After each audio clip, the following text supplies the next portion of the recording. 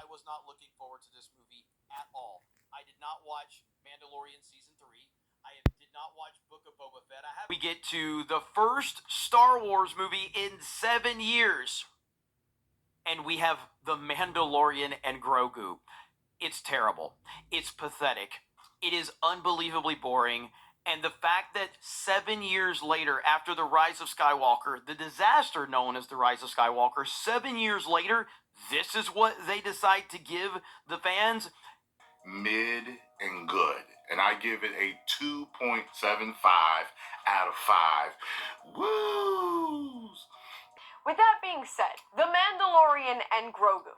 If it gets a numerical rating from me, as I always try to give numerical ratings in my reviews, it gets a 2 out of 10. Now, you may be thinking, Jay, for a movie to get a 2 out of 10, I mean, that would have to be personally offensive to you, right? Well, it was, because as somebody who made Boba Fett my entire identity and personality from the young age of 12, and later fell just in love with, if not even more, with Din Djarin / The Mandalorian, I did find this movie personally offensive. It earns its 2 out of 10 at every turn. I shelled out $43 for a movie I honestly almost 43 fucking dollars? released. And from the moment I sat down, I knew, holy fuck, this really was just 8 episodes of a poorly written show stitched together and put on the big screen. Right when it's done? Well, we just finished Mandalorian and Grogu, and At least the music was kind of good. the music was good, yeah. What? The music was terrible. The music was not Star Wars, number one. It wasn't Star Wars, but it was some cool synthwave. Yeah. I legitimately believe The Rise of Skywalker was more entertaining. I think I agree. No, it ain't. No, it ain't. It was better than what I just theater. A lot of older people, like 70s. Yeah, it was a little weird. It was like, what are we getting? But it was 1 o'clock, so I mean, it was yeah. still working. Tomatoes split up. Something that I thought was a little weird, I'm not gonna lie, was yesterday during previews, they had audience scores up. And I could be mistaken, but I know because I've mentally noticed it and had made a check in my head about it. I've checked other movies we were reviewing. Yeah, it definitely. It's a very special episode of Mandalorian and Grogu presented by the Filoniverse, because it is Dave Filoni all throughout, including Dave Filoni. Yes, that's not that much of a spoiler throughout the whole thing, and it's like, come on. It's stuffed with lots of Filoni baloney. It's stuffed with Dave Filoni. It is a lot of Filoni stuff in this. It's concerning me about the future of Star Wars, if it's going to all be, the OC, show for Dave Filoni. For The Mandalorian. So you remember, I think it was in season 2, we had the ice spider with the frog lady and all that. It kind of felt like that. It was really like that. And then you get on to, you continue the main quest, the main story, why we're all here. I don't really know what to tell you. There's nothing to hate on, and there's nothing to be like, oh my god, wow, Star Wars is it was just another Mando episode, really, to be realistic. So the fact that it was on the big screen is the only real hoopla, is the only difference, and there really isn't anything else to say about it. If you like Mando and Grogu, you're going to enjoy this. If you're looking for something revolutionary, something that, raises the stakes, forget about it. It's not happening here. So forget it. Part, in my opinion, is just like the overt sensitivity and the softness with which he delivers the lines.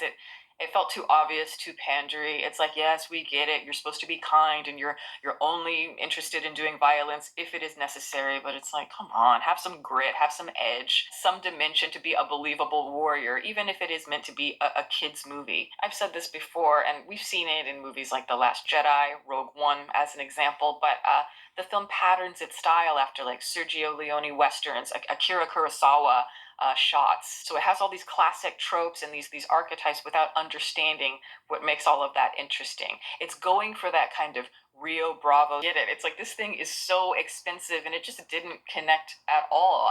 Seeing all the visuals and everything, and yet my mind was in an entirely different place. So it's like, yeah, the movie, it has guns, no ammunition. I do still.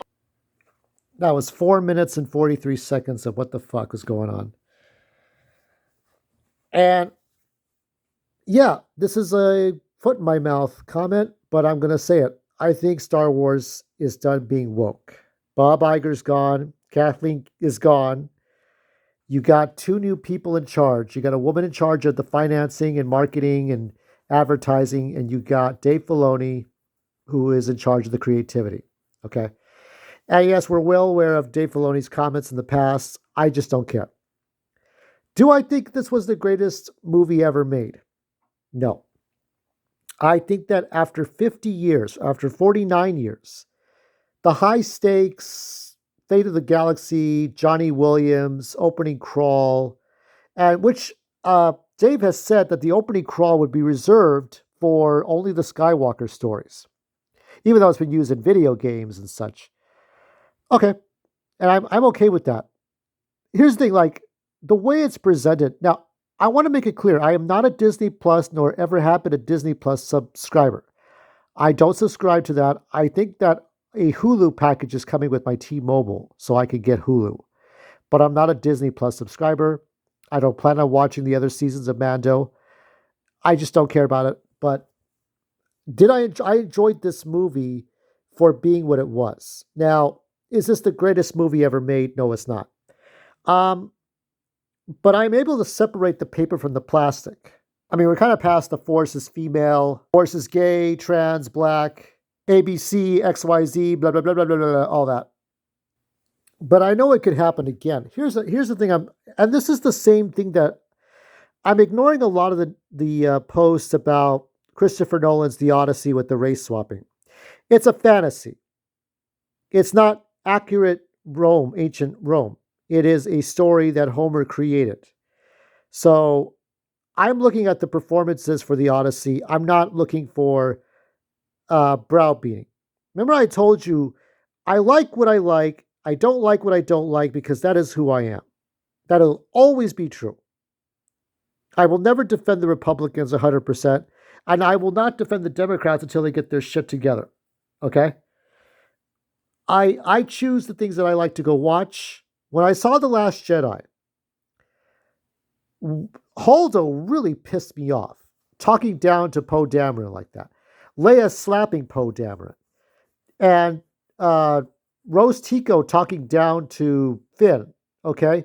All these, if it wasn't about lecturing, it was DEI hire writers who didn't know how to write shit. And you had people like opportunists, like on-the-spot reporters for Disney, Lucasfilm, like Andy Quinteras, drinking the fans' tears in a coffee cup. Fuck you. You don't give a shit about anybody but yourself, okay?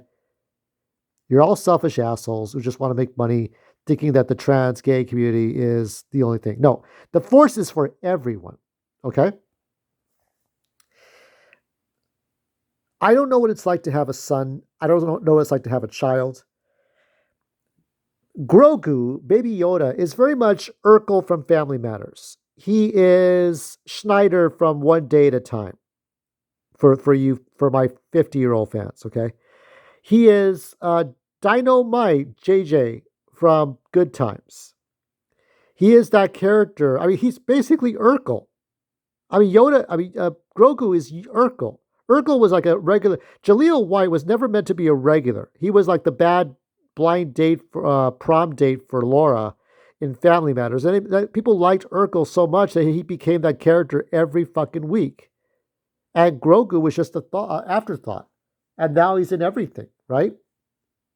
So if there was going to be a Family Matters movie in theaters, why would Urkel not be there? That would be a little bit awkward. So, of course, you got to have Grogu there. And I did think it was a little tongue-in-cheek that Dave Filoni had to be there, but, you know, you could say, well, George Lucas was in Revenge of the Sith, so why does it matter?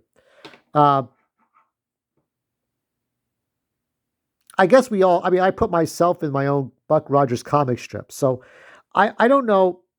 It's fine. The things I liked about, and I'm going to look at it from a Joseph Campbell point of view. Everybody remembers Joseph Campbell, and he was the inspiration for Star Wars, okay?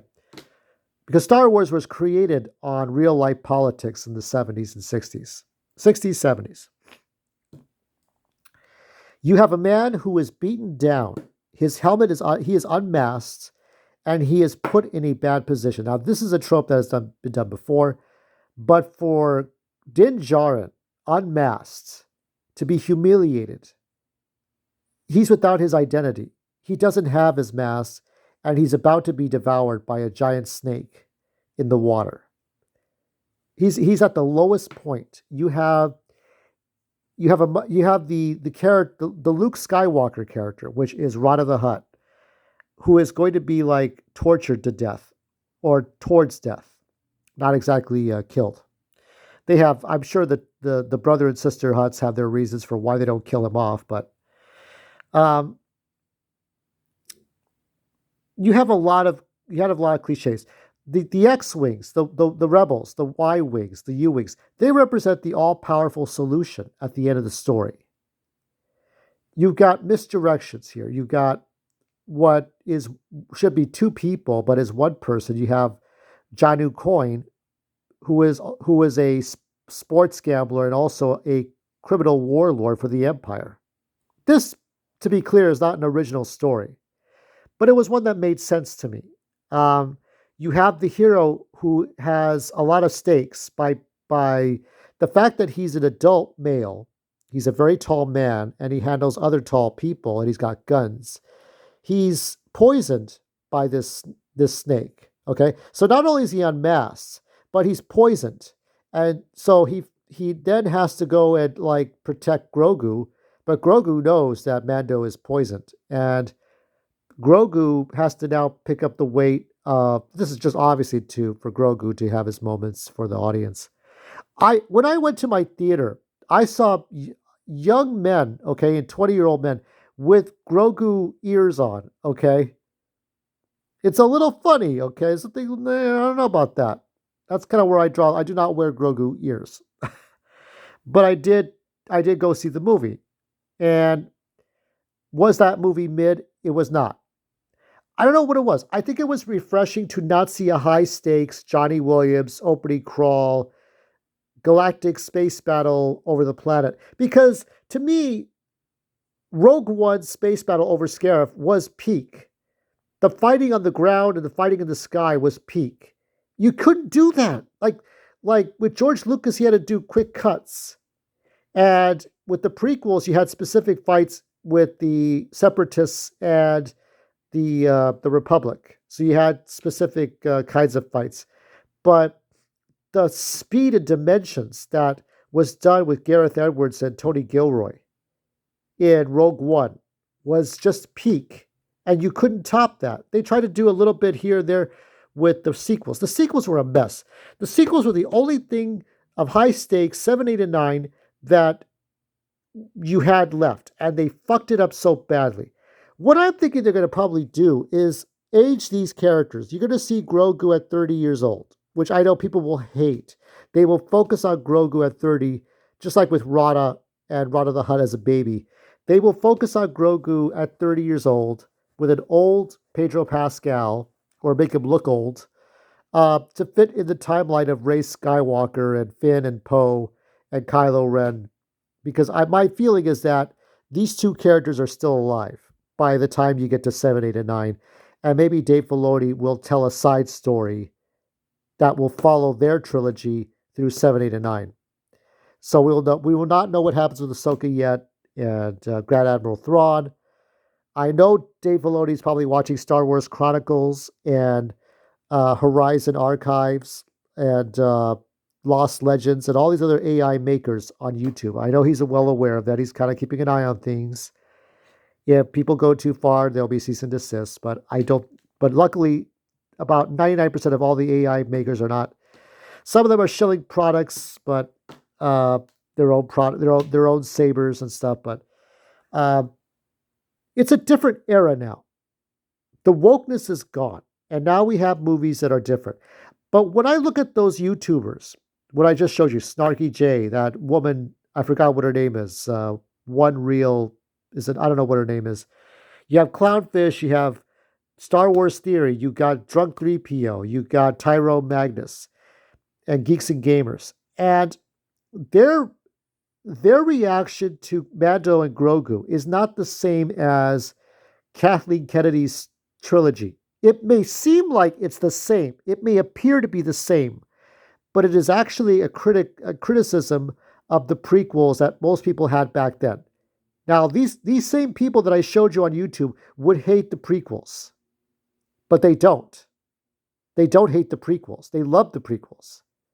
But people back then hated episodes 1, 2, and 3 by George Lucas. They hated the changes to the original trilogy that George made with CGI.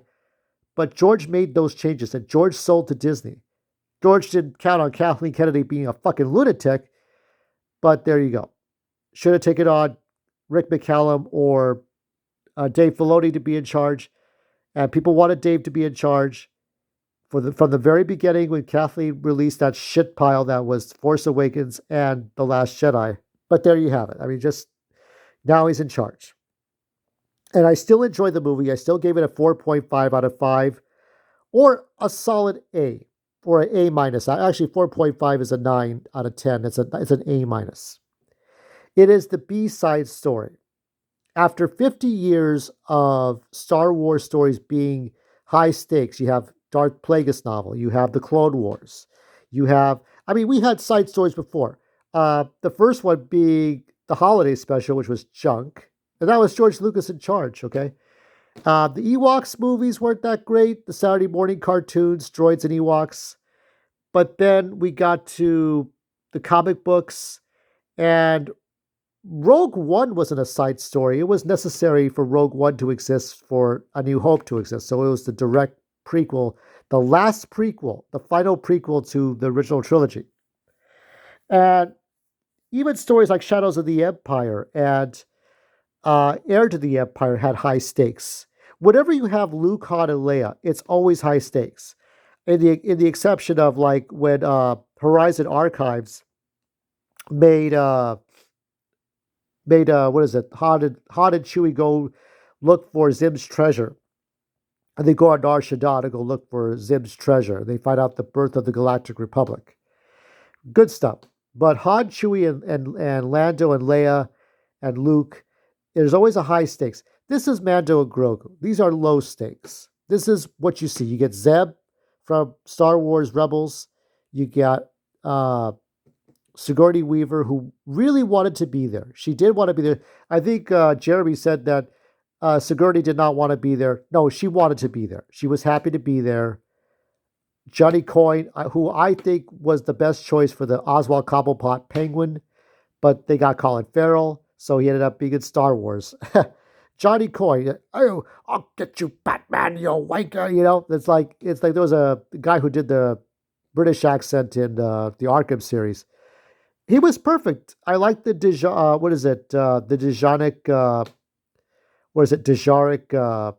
game that was the round table, the arena, the planet that they were on that was not Nar Shaddaa, but some other planet.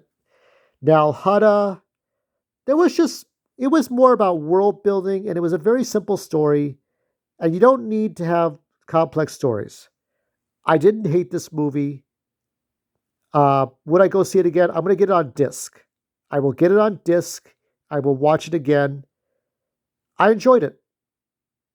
Even Martin Scorsese as an alien, which I didn't mention about. I forgot to mention Martin Scorsese was that cook who was trying to close for business.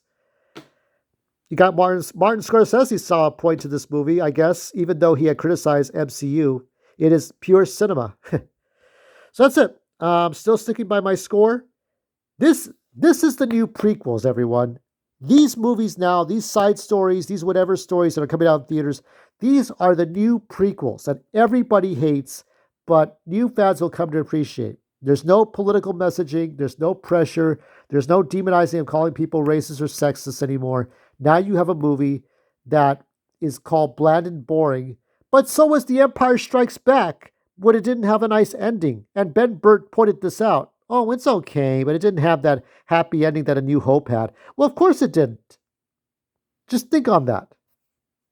Work hard if you have to. Work smart when you can, but always work better.